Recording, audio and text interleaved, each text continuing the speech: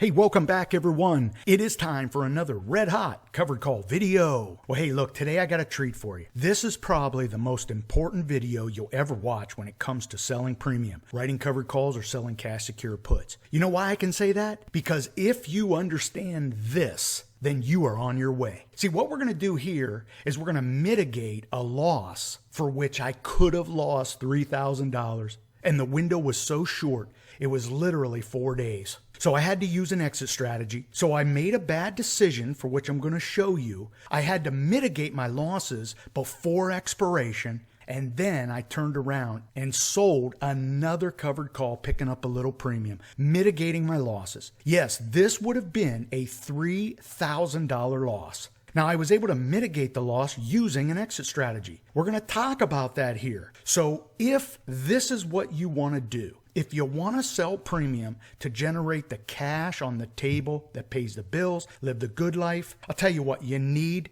to learn your exit strategy. So I'm going to talk to you about a cash secure put that I placed last week. I had my shares assigned, and then the trade went off the rails. And that's where we're going to pick it up on the charts. So look, if any of this interests you, I want you to subscribe to the channel. I come back every week. I give you timely and relevant covered call cash secure put trades. I show you my trades. We talk about it. So maybe you learn something. Maybe you can take your financial future in your hands and do what we're doing. Now look, if you like this video today, bang that like button. It lets me know you like what I'm doing. And it truly does let me know you like what I'm doing. When I check my video stats on YouTube, that's the first thing I look at. How many of you are banging that like button?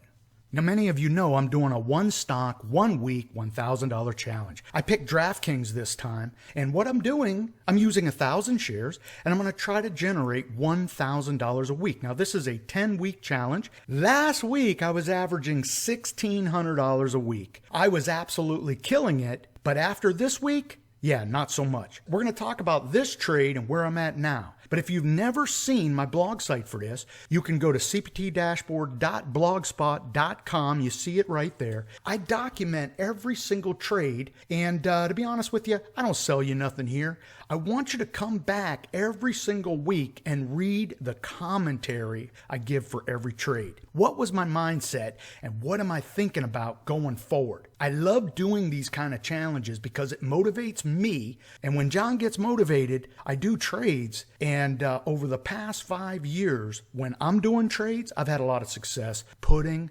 money in the account. Now, that's what I love doing. I know it inspires and motivates a lot of you to get off the bench and get in the game. That is one of the #1 themes here on my channel. I have over 260 videos, and pretty much every single video talks about getting your financial education, getting your experience, so you can have the same success I'm having.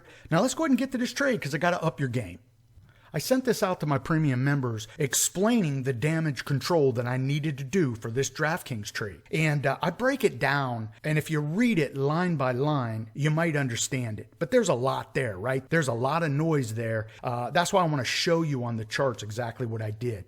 If any of this interests you and you want to be a part of my upgraded CTP Dashboard premium members where I send out all of these communications, talk about stocks that I'm watching, seeing the world through my eyes, hearing my stock commentary, seeing all of my trades, go back to cptdashboard.com, click Upgraded Dashboard, and if any of that interests you, would love to welcome you aboard.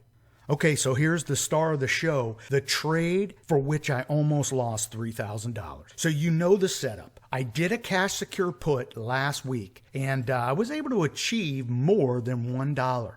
Last week, I was averaging $1,600 a week in this 10-week challenge, man, and I was feeling good. I'm on the top of my game. Well, as the trading day was ending, I had an opportunity to buy that option back. I decided not to because I wanted to own the shares, and DraftKings was trading around 51. I felt like I could write a 51 covered call for the next week, still pick up about $1 premium, and life would be good, right? Well, I got a little greedy, and it went off the rails for me. What ends up happening is this. I wrote the cash secure put, and I was assigned the shares. Obviously, I had to wait till Monday to do a trade. So when Monday opens up, DraftKings starts to fall a little bit.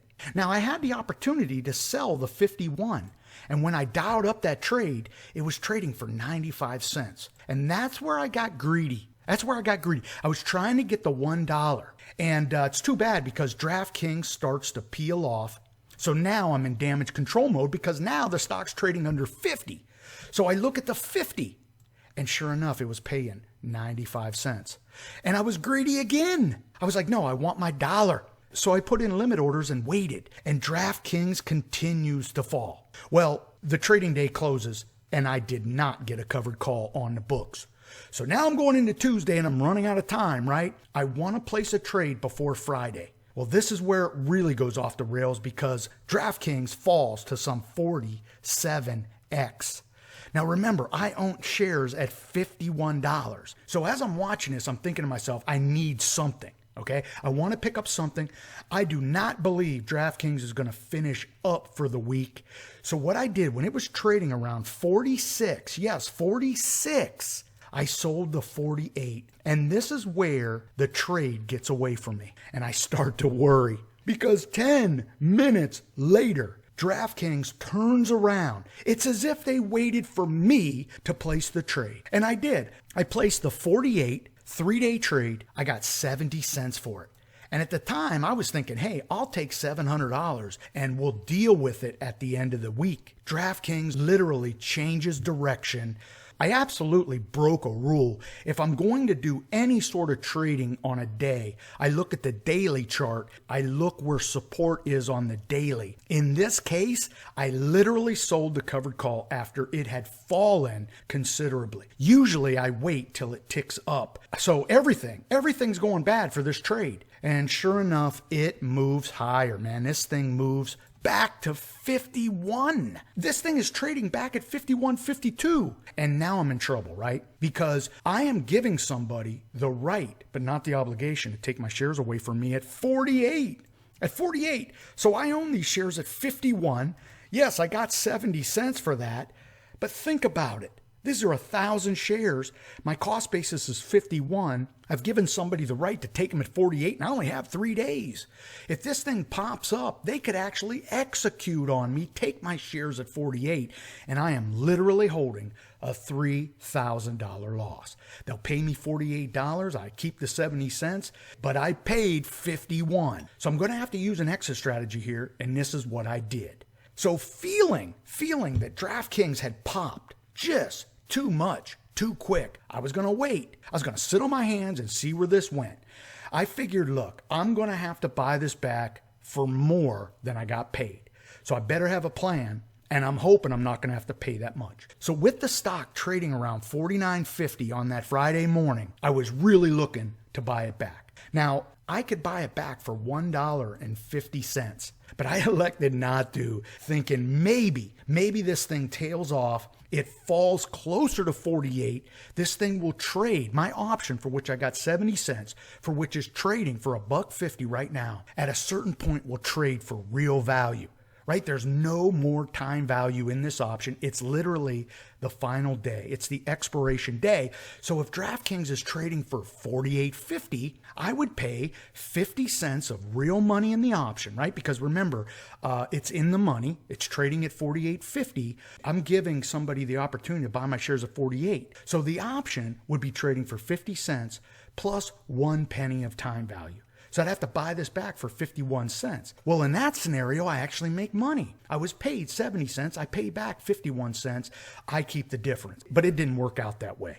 What ended up happening was the stock moves higher. This option was trading for as much as $5. And now I am absolutely deflated. Because I'm not going to buy the option back for $5 and then try to write another cover call. If this thing peels back after I buy it for $5, I add all that cost basis. And by the way, that's like 5 G's. And then this thing peels back, I'm screwed. So I elected to let it play out. If I was going to lose $3,000, man, I was going to lose. I was not going to buy back this option for $5. I end up getting lucky. It peels back to where it is trading for $1.50 again, man. I have a horseshoe up my ass because at this point I figure I'm just going to buy it back. And that's what I did. So I put in a bid for $1.50. Now, when they bought it back, that alleviates the obligation, right? I don't have to give my shares up at 48 anymore. At that point, think about my loss. I got 70 cents.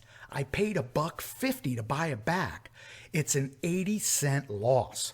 So think of my original shares at $51. Now my cost basis is $51.80, right? That 80 cents that I paid to alleviate the obligation, I have to add that back to my cost basis. So when it was trading at about 50.50, I was able to sell that Friday's 52 strike, getting 30 cents. Now, let me backtrack for a second. I probably made it sound like all of this action happened on Friday. Okay, I'm now 15 minutes into this video. I don't want to have to redo it again. I did this, I believe, on the Thursday.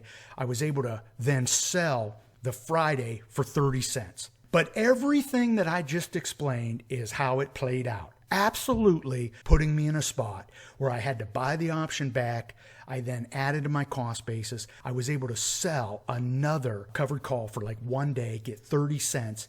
And luckily, DraftKings did not finish above 52. But here's the beautiful thing with that last trade, and I want you to notice. Remember, my cost basis was $51.80 after the buyback, for which I lost $800. Do you see that? I own the shares at 51. When I bought back the option, right, the option had put me in trouble, I paid an additional 80 cents. So my cost basis is now $51.80.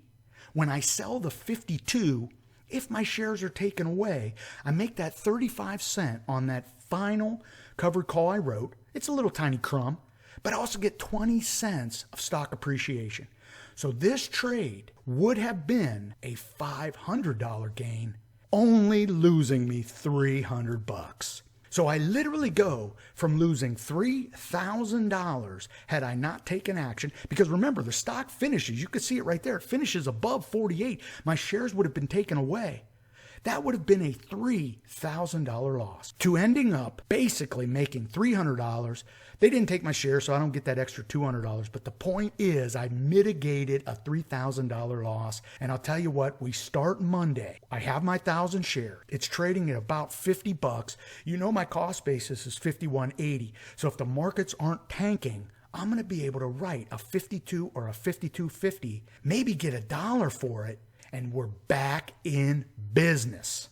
Now look, we have to have our exit strategies, man, and I used every single one of them right there. I want you to go back and rewatch this video if you're a little bit confused on all of this, okay? Buying back our options allows us to mitigate whether we're losing money or we're losing money because the stock goes higher. We can roll out, roll up. We can roll out, roll down, just like I did here. You need to understand this because you're going to find yourself in this position. But more importantly, if you're in this position, we can have the confidence that we can get ourselves out of bad trades. Hey, look, if any of that interests you and you want to be a part of what we're doing at the premium membership, I have a 1 free month offer waiting for you. Go to ctpdashboard.com, click Upgraded Dashboard. I'm going to go ahead and place that trade on Monday, and I'm going to post up on my blog, cptdashboard.blogspot.com, what I end up doing. Of course, I'll come back and do a video on the trade that I end up doing and where it finishes. So I want you to stick around. So go ahead and subscribe to the channel and bang that like button. It lets me know you like what I'm doing. And what I'm doing is I'm updating everybody on Facebook first. So go to Facebook, search CTP Dashboard, follow my page. Hey, look, be safe, be healthy. Most important, be lucky. Until next time, may all your covered calls be profitable.